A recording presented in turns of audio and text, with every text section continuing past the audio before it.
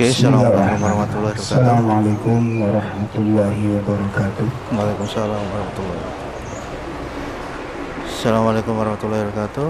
Di kesempatan kali ini Alhamdulillah akan datang alladzi ceramah dari Ustadz an'ama alaina Abdul Rauf al-islam dengan wal judul iman Pembuka Amalan Pintu Surga. alladzi khalaqas samawati wal ard wa anzala minas samai ma'a fa akhraja bihi minat thamarati rizqan lakum fala taj'alu lillahi andada wa antum ta'lamun. Asyhadu an la ilaha illallah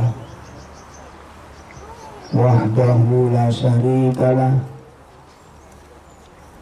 wa asyhadu anna Muhammadan abduhu wa rasuluh. Ya ayyuhalladzina amanu taqullaha haqqa tuqatih wa la tamutunna illa wa antum muslimun. Allahumma salli wa sallim wa barik ala nabiyyina Muhammadin wa ala alihi wa ashabihi wa man tabi'ahum bi ihsanin ila yaumiddin. Amma ba'd. Ikhwatul iman, azani wa azzakumullah. Alhamdulillah, pada pagi ini Allah Subhanahu wa ta'ala mempertemukan kita dalam majelis ilmu, mempertemukan kita di dalam kebaikan, mempertemukan kita di dalam majelis yang mulia. Dan pertemuan pagi ini bisa terselenggarakan, pertemuan kita pagi ini bisa terlaksana, itu bukan kebetulan. Ini anugerah yang besar dari Allah Ta'ala. Ini karunia yang mulia dari Allah Subhanahu wa Ta'ala. Maka kenikmatan rizki dari Allah yang Allah letakkan ke dalam hati kita untuk senang dengan ilmu, untuk senang dengan amal soleh, ini jauh lebih utama dari nikmat-nikmat dohir yang lainnya. Karena tidak setiap orang senang dengan ilmu, tidak setiap orang senang dengan amal soleh. Namun Allah jadikan kita untuk senang dengan ilmu. Allah jadikan kita senang dengan nasihat. Ini bukan kebetulan, ini karunia yang besar dari Allah Subhanahu wa Ta'ala. Oleh karena itu nikmat yang besar ini harus betul-betul disyukuri, betul-betul dijaga. Maka doa yang harus kita panjatkan atas nikmat-nikmat yang baik ini adalah doa ketetapan hati terhadap kebaikan ini. Allah mengajarkan kepada kita sebuah doa yang harus dibaca oleh setiap seorang muslim yang menginginkan istiqomahnya hati. Di situ Allah berfirman, Rabbana la tuzigh qulubana ba'da id hadaitana wa hab lana min ladunka rahmah innaka antal wahhab. Nah, jadi doa ini jangan sampai ditinggal, doa ini jangan sampai tidak dibaca. Karena doa ini merupakan doa untuk ketetapan hati, supaya hati ini tetap condong kepada kebaikan. Maka di dalam doa itu doa permintaan, doa itu juga termasuk doa perlindungan.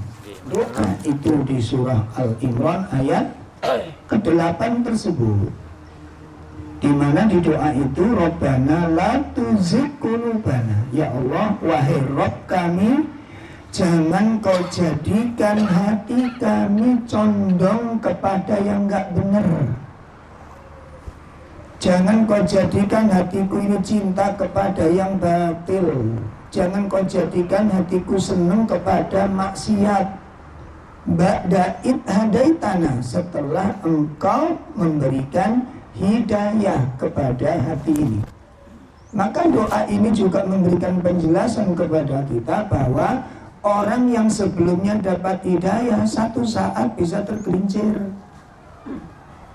Orang yang sebelumnya berada di atas jalan yang benar itu bisa nyimpang kepada jalan yang salah. Ya, maka di situ harus hati-hati. Tidak boleh seorang muslim merasa aman dari tergelincirnya hati. Tidak boleh seorang muslim merasa aman dari menyimpangnya keyakinan. Qadarullah, Allah takdirkan saya bertemu dengan beberapa ikhwan. Dulu satu bangku dengan saya, tapi diuji oleh Allah dengan ujian-ujian yang cukup serius. Ya, akhirnya tergelincir hatinya. Yang dulu mendakwakan tauhid, mendakwakan sunnah, dan retorikanya, cara penyampaiannya jauh lebih baik dari kami. Ilmunya, kecerdasannya jauh lebih baik dari kami. Dia cerdas, berani, tegas, sistematik, runtut kalau bahas. Sekarang justru mengajak orang dalam kesyirikan. Seorang dai, hafalannya banyak, ya, lebih senior dari kami. Jadi kami baru merangkak belajar bahasa Arab, dia sudah ngajar kitab Fathul Majid. Kita baru nyicil kitab Bukhari, dia sudah ngajar tafsir syarah Bukhari. Kita baru nyicil tafsir Ibnu Abbas, beliau sudah ngajari tentang Ibnu Katsir, Tobari, Qurtubi udah dibahas. Tafsir kibar, tegas dalam pembahasan masalah syirik, Masya Allah. Berani sekali dia, sangat berani dan sangat cerdas. Sangat dikagumi oleh Ustadz kami.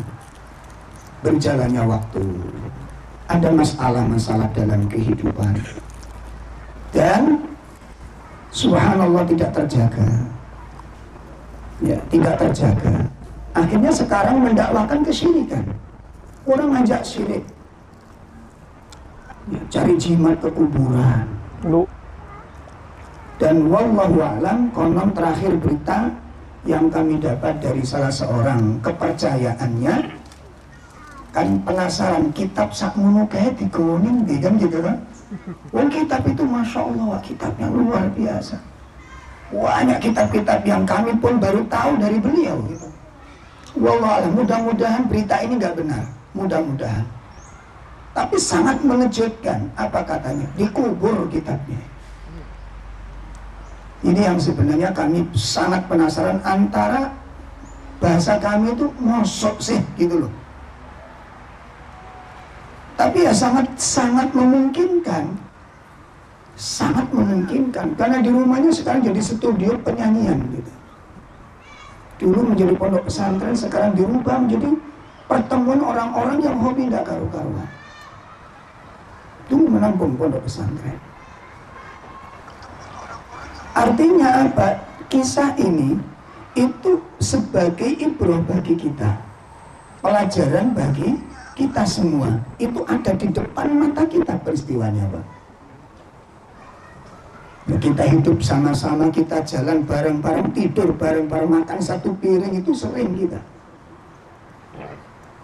Hati tidak merasa, maka tidak boleh kita merasa aman dari tergelincirnya hati.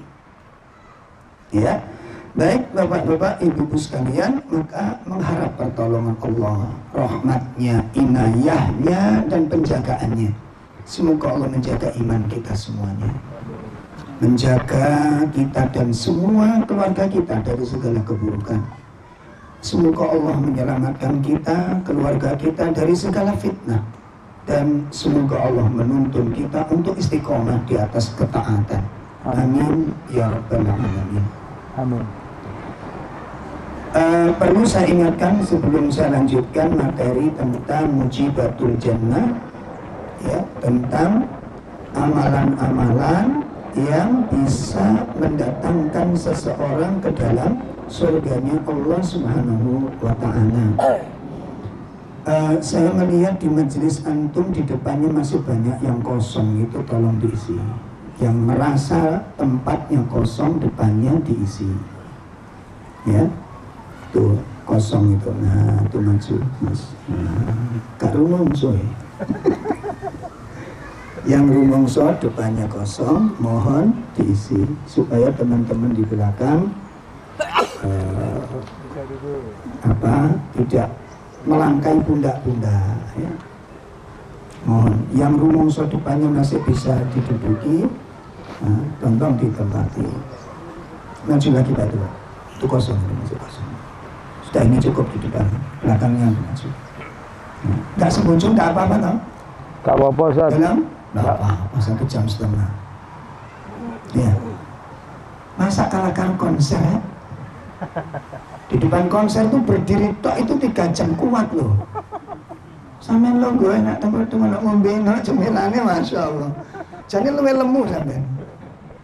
Konser itu berdiri tegak ngadeg tok loh. 3 jam kuat, masa demi surga nggak kuat kita. Mereka demi dosa, demi neraka bisa. Masa yang demi surga nggak mau uyel-uyelan sedikit? Belajar menikmati kesengsaraan ya. Ya, yang cinta-cinta maksiat dapat dosa, dapat ancaman neraka, menikmati loh gitu loh. Mestinya kita lebih berhak untuk menikmati kesengsaraan itu, karena kita dijamin dengan surga Allah, ampunan Allah, rahmat Allah. Lebih berhak menikmati kesengsaraan itu. Baik, jazakumullah khairan katsir. Ikhwas sekalian, masuk di dalam pembahasan.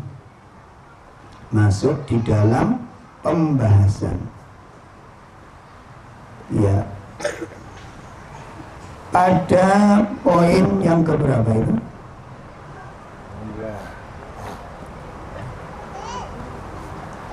Poin 18 sampai 19, yaitu memberi sedekah dan memberi nafkah di jalan Allah Subhanahu wa ta'ala. Ya, bersedekah dan memberikan nafkah, membantu orang-orang yang berjihad di jalan Allah Subhanahu wa ta'ala. Pengertian secara umum sedekah. Pengertian secara umum sedekah, namun membantu orang yang sedang berjihad di jalan Allah ini lebih spesifik, lebih khusus lagi. Ya, maka poin ini nanti kita pisah supaya tidak campur baur dan perlu penjelasan. Al-jihad fisabilillah ini dalam konotasinya kayak apa? Ya, karena ini nanti banyak orang-orang yang berjihad mengatasnamakan Allah, berjihad di jalan Allah, diawali dengan bismillah, dengan takbir yang luar biasa. Tapi begitu kita kaji secara syar'i, ini bukan jihad fisabilillah. Ya, bukan termasuk bagian jihad fisabilillah. Ya, karena saya beberapa kasus tahu, beberapa kasus paham, beberapa kasus ketemu langsung para pelaku. ternyata tentang al-jihad li'i'lali kalimatillah fi iqamatis syariah, li'iqamatis syariah, itu enggak pas, Pak. Semoga Allah mengampuni beliau yang ingin saya ceritakan, dan semoga Allah menerima amal-amalnya. Ana pernah datang kepada salah satu tokoh pelaku sejarah. Sudah kalau ngomong begitu, nggak pakai syariat, nggak mau begitu. Intinya begitu, nggak pakai syariat Allah, nggak mau apapun itu. Sampai beliau nggak mau ngurus KTP. Nggak mau, kenapa? Ini buminya Allah, kami berhak menempati. Warisan Allah itu orang-orang soleh yang ada di atas bumi Allah ini. Luar biasa. Pokoknya harus syariat harus tegak. Li'i'lali kalimatil harus ditegakkan. Ya, intinya penegakan syariat yang luar biasa. Kami sangat, waktu itu kami masih umur di bawah 20 ya. Ketemu beliau ini, pelaku sejarah. Ya. Nah, itu begitu terkagum melihat apa namanya ini, semangatnya, keberaniannya. Kalau ceramah itu masya Allah, kau mati ceramah itu. Nah dia kan mikir-mikir dia. Ya, lirik sana, lirik sini gitu kalau mau ceramah masalah seperti itu. Artinya apa? Nggak sembarangan. Itu luar biasa los. Kalau bahasa sekarang apa? Gaspol ya. Apa mas? Gaspol. Luar biasa. Tapi semangat yang begitu kami miliki pada waktu itu, yang begitu mengagumi, ya Allah masih ada orang seperti peduli dengan agama, peduli dengan syariat, sangat antusias untuk menegakkan syariat Allah. Itu begitu jarak 10 menit setelahnya pudar semuanya. Gara-gara apa? Ada seorang wanita keluar membawa teh ya ke tempat kami ketika kami duduk bersama-sama Sohibul Bait itu. Ada seorang wanita membawa teh itu tanpa apa? Penutup hijab, tanpa hijab. Saya tanya, siapa beliau ini? Apa pembantunya? Bukan, ini istri saya. Sudah selesai, Pak. Yang tadi 1 jam setengah itu terkagum-kagum dengan ledakan luar biasa semangat menegakkan syariat. Begitu gara-gara kena teh tadi itu. Ada wanita keluar bawa teh nyuguhi kami tanpa pakai hijab. Ternyata itu istrinya. Pudar 1,5 jam kita bicara. Lontor 1,5 jam ini kita bicara. Akhirnya kita bertanya, ini syariat yang mana yang akan ditegakkan? Sakit dipahami, syariat yang mana yang akan ditegakkan? Nah, dari sini yang menunjukkan mahwa syariah. Apa itu syariat? Maka jangan-jangan orang berdia, Allah kita lawan kebatilan, bisa jadi nggak paham itu kebatilan. Kita tumbangkan segala kedoliman, bisa jadi nggak paham dengan kedoliman. Kenapa? Kami berada di dalam majelis-majelis itu dan kita lawan segala bentuk kedoliman. Ternyata sekarang ngerangkuli orang-orang yang berbuat kesyirikan. Lah kedoliman yang paling dolim apa? Syirik. Mana ditumbangkan kesyirikan? Apa itu dolim? Ternyata nggak ngerti tentang seluk-beluk yang namanya dolim. Nah ini yang mengkhawatirkan, Pak. Ini yang mengkhawatirkan. Kita jangan sampai berburu penjahat kalau kemudian belum tahu jenis kejahatannya. Kejahatan. Jenis penjahatnya. Ini kayak kasus ada beberapa tahun yang lalu Ustadz Joko Abu Najwa itu tidur di masjid karena dia remaja masjid itu. Qadarullah kampus yang ditempati tidur itu kebobolan maling, Mbak. Kebobolan, jadi komputer awal-awal ada komputer, ada 6 paket komputer lenyap semuanya. Sementara kunci-kunci pintu, kunci gerbang, kunci jendela nggak ada yang rusak. Nah akhirnya ada indikasi kerjasama dengan orang dalam kan gitu. Dikawal nang wong pinter. Ini kampus terkenal, kampus Quran hadis. Kampus yang ngajinya Quran hadis, yang nyarankan dosen. Bayangin, dosen Quran hadis. Gimana kalau dibawa ke orang pinter? Akhirnya ketemu Pak pelakunya melalui orang pinter itu. Siapa pencurinya? Wongi gede dhuwur lemu. Ustadz Abu Najwa kena. Karena Ustadz Abu Najwa gede dhuwur lemu, Pak. Allah. Sudah. Apa itu zalim? Apa itu perbuatan mungkar? Apa itu perbuatan keji? Apa itu syariat? Itu bisa jadi nggak paham apa itu syariat. Maka tidak heran kalau kemudian muncul yang aneh-aneh di akhir-akhir ini. Maka ini akan kita pisahkan pembahasan tentang dahsyatnya sedekah dan memberi bantuan sedekah kepada orang-orang yang berjihad di jalan Allah. Sebenarnya makna intinya sama, memberikan sedekah. Ayo al-ikhwah. Qala ulama, berkata para ulama, ada yang bisa pinjemi mushaf ya? Ada yang bawa mushaf? Le. Amarahullahu ta'ala alal mu'minina bil infaq was sadaqah.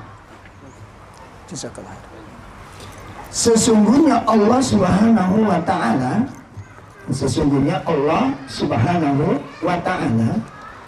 memerintahkan kepada orang-orang yang beriman, ya, memerintahkan kepada orang-orang yang beriman untuk bersedekah, untuk berinfak, ya, untuk bersedekah dan untuk berinfak. Hal ini sebagaimana ditegaskan oleh Allah Subhanahu wa taala di surah Al-Baqarah ayat 254. Al-Baqarah 254. Allah Subhanahu wa taala berfirman, a'udzubillahi minasyaitonir rajim. Ya ayyuhalladzina amanu anfiqu mimma razaqnakum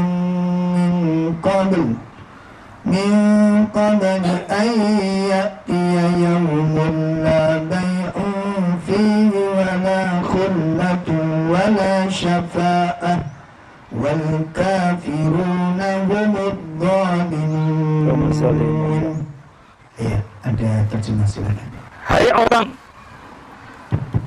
Hai orang-orang yang beriman, belanjakanlah di jalan Allah sebagian dari rizki yang telah kami berikan kepadamu sebelum datang hari yang pada hari itu tidak ada lagi jual beli dan tidak ada lagi syafaat, dan orang-orang kafir itulah orang-orang yang zalim.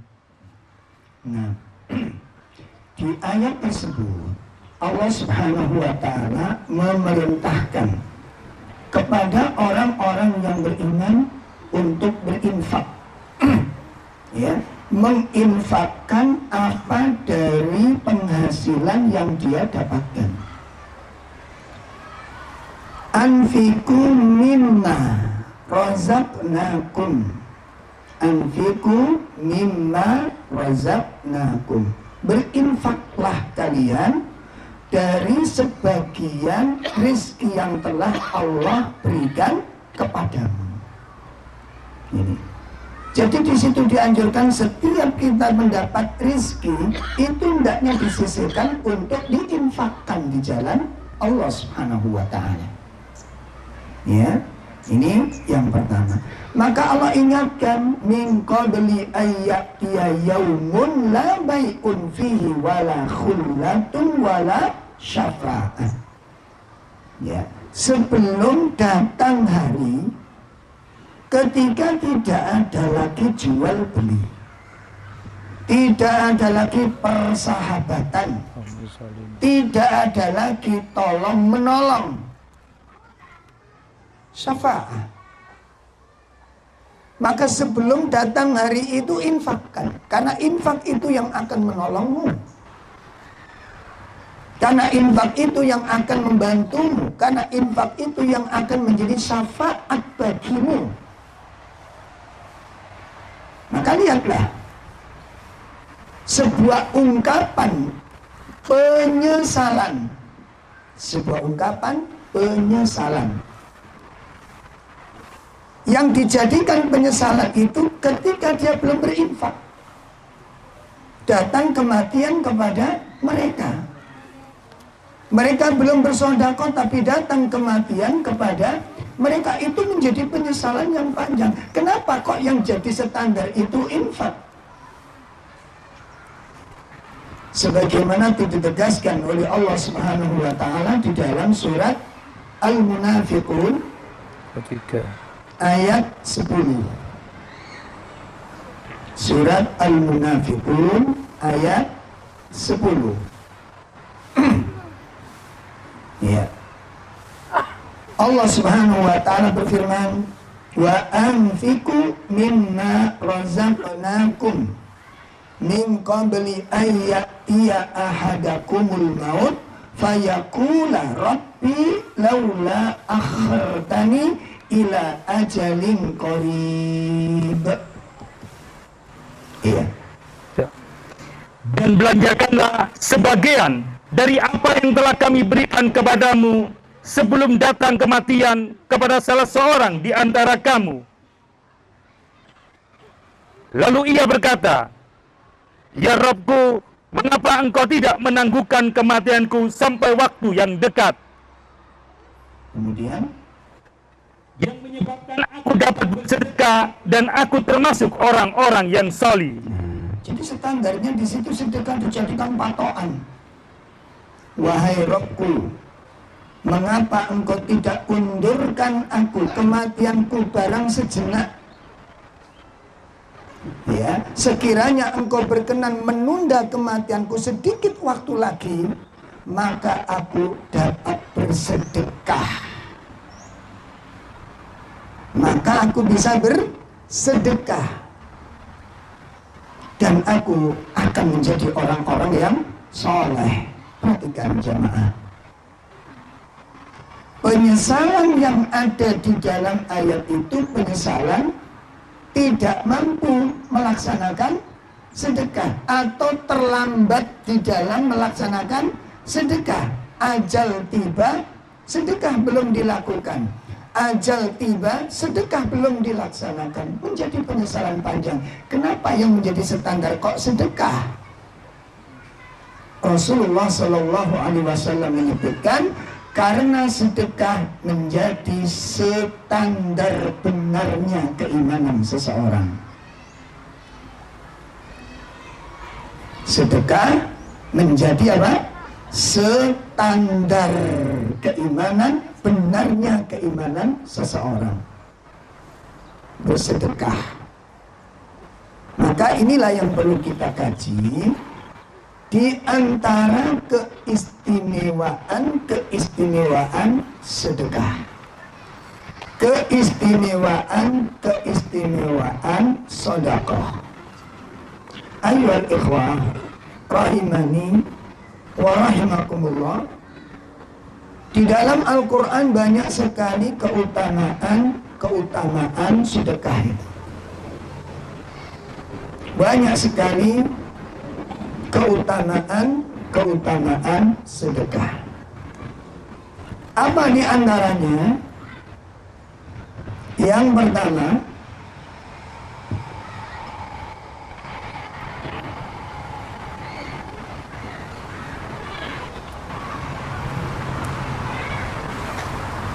Nanti akan melihat.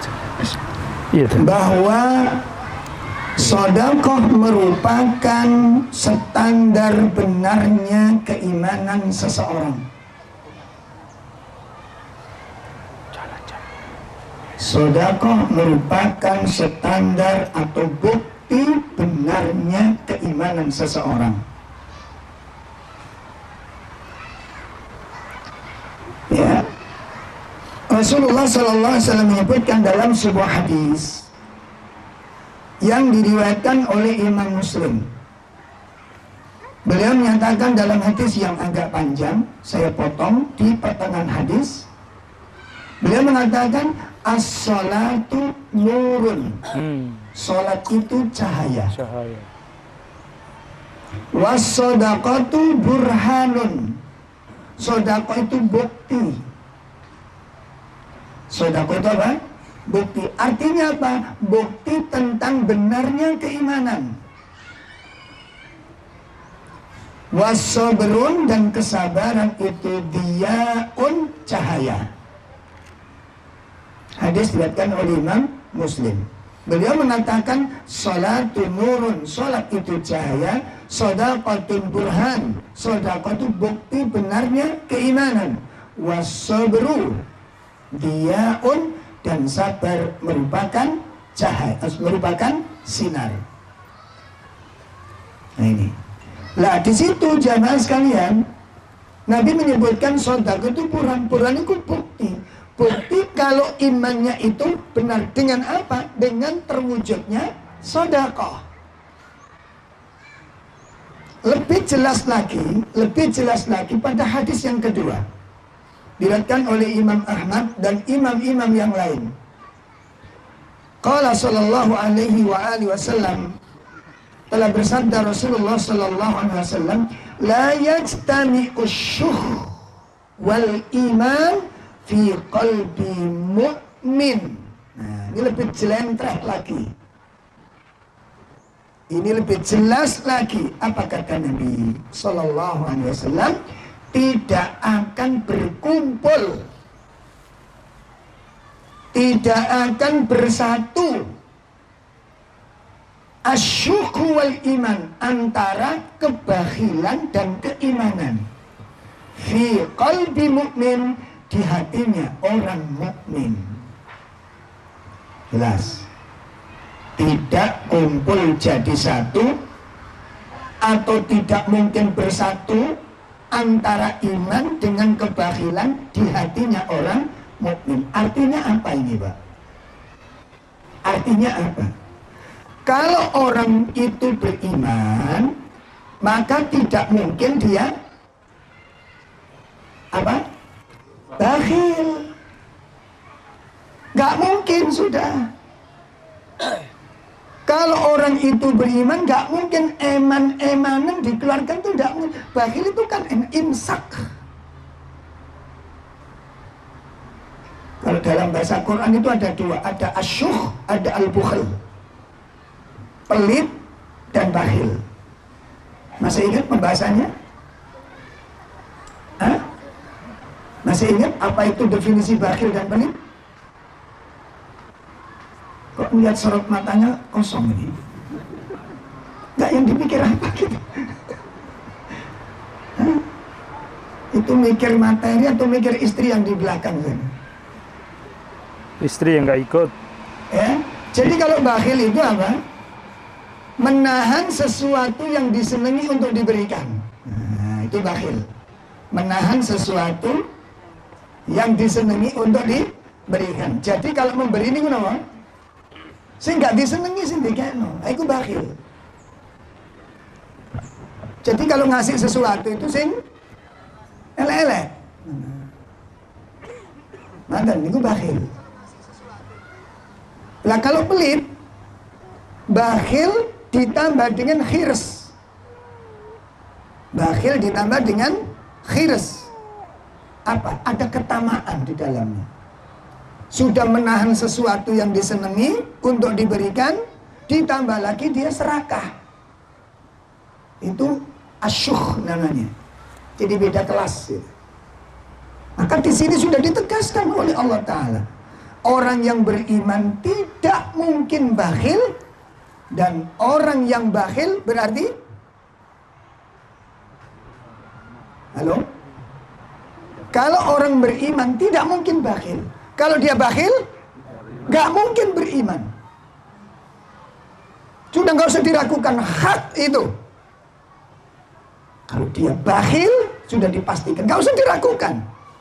Tapi Ustaz, dia ngajinya rutin, dia sholat tahajudnya rutin, baca Qur'annya istiqomah, bagaimana tidak dikatakan beriman? Yang dimaksud bukan tidak beriman dengan Allah, namun yang dimaksud adalah tidak beriman dengan janjinya Allah. Sakit dipahami? Ini kita tetap lalian soalnya. Ustaz lali-lali. Hak 99 lali. Gak dicatat lali. Ya, gak dicatat lali. Pengalaman pribadi, Pak. Aku biar oh eling pas ngaji ya tentang kaya eling. Menit takoni Lunga-lungu. kan kita termasuk orang-orang yang tidak gampang ingat gitu. Ya, lemah sekali daya ingat kita ini. Pun perhatikan, kita cek nanti, betulkah demikian? Betul, kami nggak ragu-ragu itu. Orang yang bakhil tidak mungkin beriman. Yang dimaksud tidak beriman di sini apa? Tidak beriman dengan janji Allah. Bukankah Allah menjanjikan apa yang kau infakkan itu akan diganti oleh Allah? Lah orang bakhil itu kenapa? Kenapa dia bakhil? Karena dia takut apa yang dikeluarkan itu hilang. Kan itu masalahnya. Atau dia meyakini apa yang dikeluarkan itu berkurang, mengurangi hartanya. Ayo coba direnungkan yang bakhil-bakhil itu. Sing rumoso eman-emanan itu apa yang menyebabkan antum eman? Apa coba? Karena takut harta yang dimiliki itu berkurang dan apa yang dikeluarkan itu hilang, tidak kembali. Bukankah Allah telah menjanjikan akan dikembalikan yang lebih baik dari Allah oleh Allah Subhanahu wa taala. Nah, begitu. Makanya saya bikin contoh itu paling gampang, Pak. Ya, gampang dicerna, gampang memahami. Masih ingat ya, ibu-ibu, ada seorang ikhwan naik kereta sama saya. Perjalanan ke Bogor. Ada dua kasus. Yang pertama tentang pulsanya habis. Yang satu pesen kepada istrinya, nih nanti ada orang kirim barang ke rumah. Ada ikhwan kirim barang ke rumah. Nah, terus gimana? Nanti sambil bayari dulu. Berapa itu barangnya? 1.500.000. Kata istrinya, uangku tinggal 1.500.000. Berarti kalau gak bayar barang, gimana Pak? Aduh entek. Habis. Ini tinggal 1.500.000 aja uang saya. Nanti kalau tak pakai bayar, habis ini Bi. Kata suaminya, nanti kalau udah sampai kantor, saya transfer ke Umi, saya transfer 3 juta insya Allah. Begitu dengar mau ditransfer sama suaminya 3 juta, langsung istri bilang, oke bos. Kata istrinya, oke bos. Masya Allah. Coba Pak.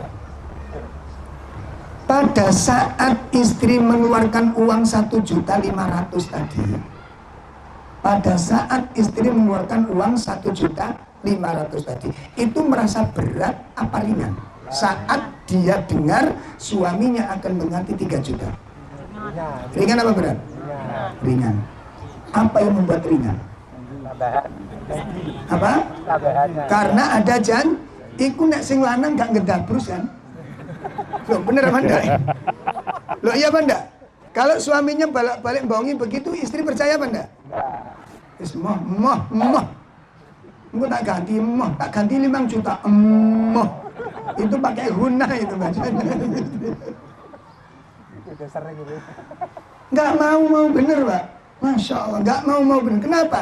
Trauma karena suaminya bohong gitu. Tapi kalau suaminya orang jujur, Masya Allah, oke bos katanya. Saya ketawa aja itu di kereta itu. Wong wedok nek ketok duit. Subhanallah. Akhirnya si ikhwan ini cerita beberapa waktu setelah itu sering cerita. Ustaz, antum tahu nggak setelah kasus itu? Kenapa? Istri saya sering pesan saya, nanti karena uang ngirim barangan itu. Coba bayangin, menyerahkan uang sepenuhnya nggak merasa berat. Menyerahkan uang semuanya nggak merasa berat. Kenapa? Karena dia yakin apa yang dijanjikan oleh sang suami. Itu baru percaya dengan suami, Pak. Itu baru percaya kepada suami. Karena suaminya nggak bohong. Dia nggak eman mengeluarkan semua hartanya dikeluarkan. Kenapa? Suaminya pasti mengembalikan. Itu keyakinan. Sekarang yang menjanjikan kita untuk berinfak itu bukan suami, tapi Allah Jalla wa'ala yang memiliki sifat innallaha la yukhliful mi'ad. Nah, yang punya uang 10 juta, 7 juta, berani korban apa enggak? Ayo wedi ngono. Apa yang membuat Anda takut?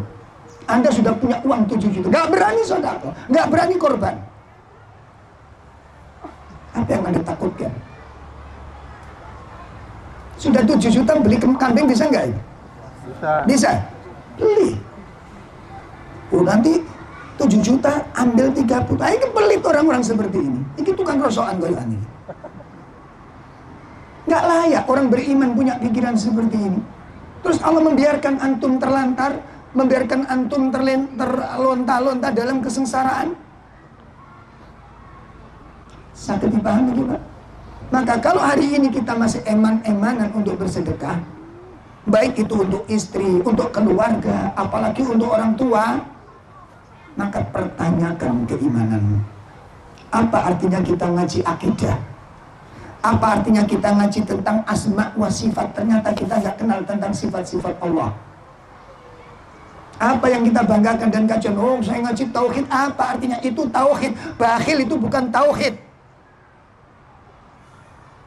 Kamu meragukan tentang janji Allah. Kamu bimbang dengan janji Allah. Bagaimana kita bimbang dengan janji Allah?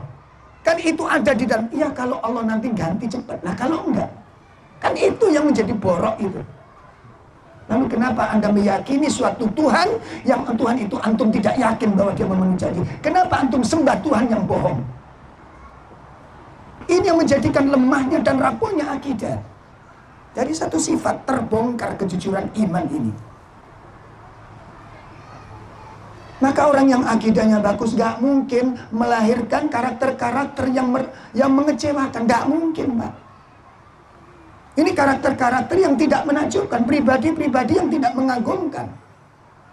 Makanya tadi malam kita bahas tentang akidah itu kalau dipahami melahirkan sosok-sosok yang luar biasa. Kenapa? Mereka perindu surga. Belum lihat surganya, baru melihat perindunya sudah mengagumkan penampilannya. Nggak ada perindu surga itu karakternya, pribadinya nggak mengagumkan, nggak ada. Nggak ada.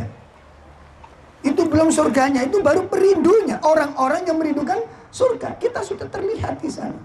Wajah-wajah yang mengagumkan, karakter-karakter yang menakjubkan. Dan ini yang pertama. Dikuatkan oleh firman Allah Subhanahu wa ta'ala setelah menjelaskan tentang sedekah merupakan bentuk kejujuran iman, benarnya iman seseorang di surat 8 ayat 3 dan ayat 4 ketika menjelaskan sifatul mukmin. Ketika menjelaskan sifatul mukmin, surat Al-Anfal. Surat Al-Anfal. Ayat berapa tadi, Pak? 4. Ketika Allah sebutkan sifat-sifat orang yang beriman, di antaranya alladzina yuqimunas salata wa mimma razaqnahum yunfikun. Ya, mereka itu adalah orang-orang yang menegakkan salat, lalu memberikan rezeki dari apa yang mereka dapatkan dari Allah. Setelah itu Allah sebutkan ulaika humul mu'minuna haqqan. Ulaika humul mu'minuna haqqan lahum darajatun 'inda rabbihim wa maghfiratun wa rizqun karim. Nah, Ya. Itulah orang-orang yang beriman dengan sebenar-benarnya. Mereka akan memperoleh beberapa derajat ketinggian di sisi Rabb-nya dan ampunan serta rizki atau nikmat yang mulia. Masya Allah. Enggak, Ini penjelasan dari Enggak ngerti. Rabbuna. Penjelasan dari Rabbuna Allah, dari Allah Tabaraka wa Ta'ala tentang benarnya iman seseorang. Alladzina yuqimunas salata wa mimma razaqnahum yunfikun. Ulaika humul mu'minuna haqqan. Ulaika humul mu'minuna haqqan. Baik, itu keistimewaan yang pertama.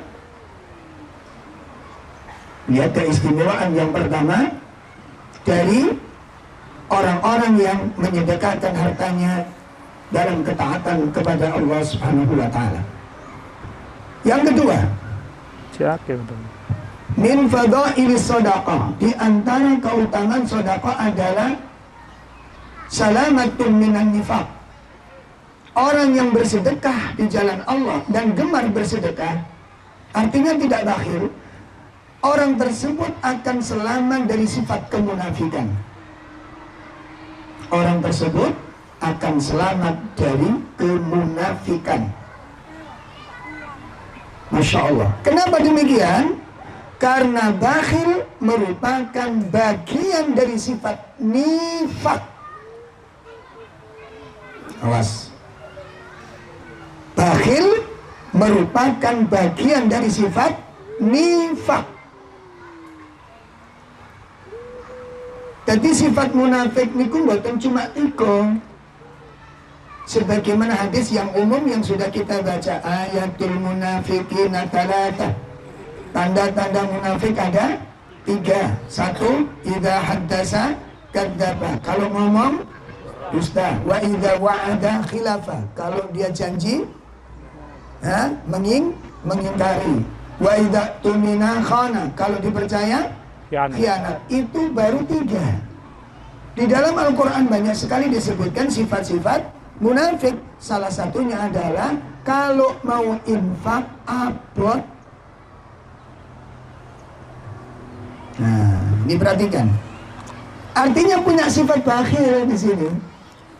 Punya sifat bakhil. Disebutkan oleh Allah Ta'ala sifat-sifat munafik ini di surat At-Taubah ayat 54. Surat At-Taubah ayat 54. Allah Ta'ala menyatakan, A'udzubillahi minasyaitonir rajim. Wa ma mana'ahum an tuqbala minhum nafaqatuhum illa annahum kafaru billahi wa birasulihi wa la ya'tuna as-salata illa wa hum kusala wa la yunfiquna illa wa hum karihun. Dan tidak ada yang menghalangi mereka untuk diterima dari mereka nafkah-nafkahnya, melainkan karena mereka kafir kepada Allah dan Rasul-Nya. Dan mereka tidak mengerjakan sholat, melainkan dengan malas, dan tidak pula menafkahkan harta mereka, melainkan dengan rasa enggan. Imam Ibnu Katsir rahimahullah ta'ala menyebutkan, wa fil bukhl, dan pada diri orang bakhil, yajma'u thalathatus su'. Di dalam jiwa orang bakhil itu berkumpul 3 perbuatan tercela. Nauzubillah min syarri dzalik. Ya. Jadi di dalam diri orang yang bakhil, eman-emanan untuk sedekah, itu berkumpul 3 perbuatan buruk. Apa saja? Yang pertama adalah al-jubn. Masuk baterai. Fi al-jubn. Di dalamnya ada sifat al-jubn. Apa itu al-jubn? Al-jubn itu sifat pengecut. Jadi orang bakhil itu seorang pengecut. Na'udzubillah. Pengecut ya. Kenapa dikatakan pengecut? Orang lain menderita, orang lain butuh, orang lain sengsara, dia tidak peduli dengan itu. Sementara dia mampu memberi bantuan. Bukankah pengecut? Ya, seperti kalau kita lihat satu pemandangan, ya satu pemandangan, ada anak jatuh, bapaknya delok tok. Loh, piye kira-kira? Jangan bilang apa? Jangan bilang apa ini? Ada orang sengsara, kita diam. Ada orang menderita, kita diam. Dan kita menikmati kesenangan kita. Bukankah itu sifat pengecut? Dan jelas, laisa bisifatil mu'min. Itu bukan sifatnya orang-orang yang beriman. Yang pertama. Yang kedua, di dalam sifat bakhil ini adanya al-kadzibah. Dusta. Kebohongan. Kebohongan. Makanya orang bakhil itu suka bohong. Sing kate duit lah, sing kondisinya masih pas-pasan lah, sing kate ono acara ini, acara itulah. Ini kebohongan. Ya, ini kebohongan. Makanya kalau nanti ada orang-orang cerita yang pernah saya sering sampaikan, ya, ngetes orang itu kaya atau tidak, utamono langsung larat mas. Contoh daki, alhamdulillah mas aku punya acara ini, buka usaha di daerah Gedangan, ada toko ini, jadi penghasilan tiap bulan sekian. Nanti daerah Surabaya itu daerah ini, saya punya usaha sana sekian penghasilannya. Nanti daerah Pacet itu juga punya toko di sana penghasilan sekian. Ketika dia sibuk menceritakan penghasilan sekian, coba sana melakukan satu hal aja untuk menjadikan dia orang miskin, gampang, utang orang langsung larat. Utangnya langsung larat dia. Alhamdulillah mas, kalau toko sampean lancar. Jadi saya sampean punya usaha banyak. Iya mas, alhamdulillah. Mas, kebetulan ini mas. Kebetulan sekali, alhamdulillah Allah temukan saya dengan antum ini. Apa? Aku pas butuh duit mas. Ada nggak sampean minjem? Afwan, gue sama tuh afwan. Sifat apa ini? Sifat apa ini? Pengecut. Elek pak pengecut itu pak, masih ganteng sama elek. Masih ibu-ibu berukut elek. Kenapa? Pengecut dia. Rendah, tercela, hina. Allah. Sama saya pulang kampung kapan hari. Di depan rumah itu ada lapangan bulu tangkis. Saya nanya ke teman-teman, berapa raket mas harganya? Macam-macam ya, ada yang murah. Kalau yang sampai dipakai kalau mukul kok, mukul kok itu, ting katanya, ting katanya. Itu sampai berapa? Wah itu mahal itu. Senar tok itu bisa 2 juta. Senar tok itu. Saya tanya, ini senarnya kayak mancing kena ya? Ya kena tapi bek. Oh sampai segitu ya. Nah kalau raket samping ini berapa? Ini 2 juta. Ada yang satu lagi itu yang 3 juta. Masya Allah, itu raket pak, raket. Akhirnya ngobrol, berapa ngalor ngidul, saya pancing ke situ. Iya mas, di sini kalau hari raya kurban, maling minim di sini ini. Jarang sekali kita lihat orang berkurban. Langsung saja pak, ya dimaklumi Pak Rob, sini kan banyak duafa, gitu. Di sini banyak duafa. Bagianku ngomong, juben. Apa juben? Pengecut ini. Jadi bilang, rakyat berapa? 2 juta, 3 juta. Untuk kurban? 3 juta. Di sini banyak doa. Dah selesai sudah. Nah, tolong teman-teman diperhatikan. Kalau kita punya kemampuan itu akan dihadirkan oleh Allah. Kalau kita punya kemampuan akan dihadirkan oleh Allah. Jadi saya sarankan kalau antum sudah punya uang cukup untuk korban, korban. Allah akan ganti yang lebih baik dengan penuh keyakinan. Ojo tenger-tenger kata dibeli ya Allah 3,5 juta. Oh joli. Iku sih gak ada yang bulet pak. Kuwi sih gak sudah lepas.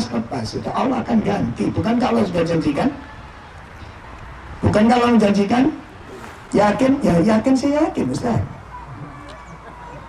Yakin sih yakin sama dengan? Nggak yakin. Iya kalau diganti lah, kalau enggak kan begitu lagi penyakitnya itu. La haula wala quwata illa. Ayo ikhwah, kenapa antum menyembah Tuhan yang pembohong? Kenapa antum ragu dengan Tuhan yang Anda sembah itu? Lalu kenapa antum Anda mengadakan tangan ke sana kalau memang dia enggak antum yakini? Ini penyakit yang tidak boleh ada di hati kaum muslimin. Ya.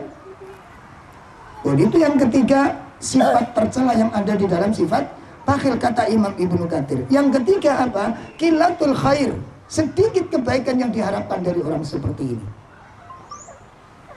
Sedikit kebaikan yang didapat dari orang seperti ini. Terus gak kena diharap-harap api Pak Om ini. Nah orang bakhil itu gandengannya, semua pola pikirnya sempit. Ketakutan, kecemasan itu menjadi wataknya. Keraguan-raguan itu menjadi karakternya. Bimbang itu menjadi sifat aslinya. Sementara iman tidak ada la raiba fi, tidak ada keraguan di dalamnya.